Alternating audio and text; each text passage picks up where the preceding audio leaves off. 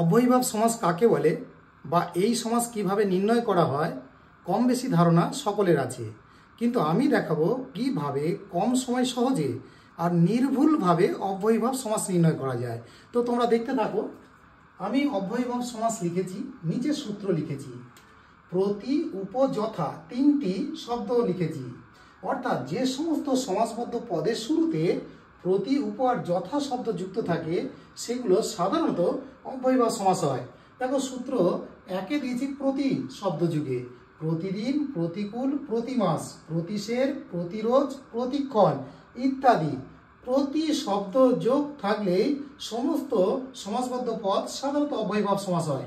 সূত্র নাম্বার 2 তে লিখেছি উপ দিয়ে, উপকূল, উপনদী, উপভাষা, উপগ্রহ, উপজাতি, উপহার, উপকথা ইত্যাদি।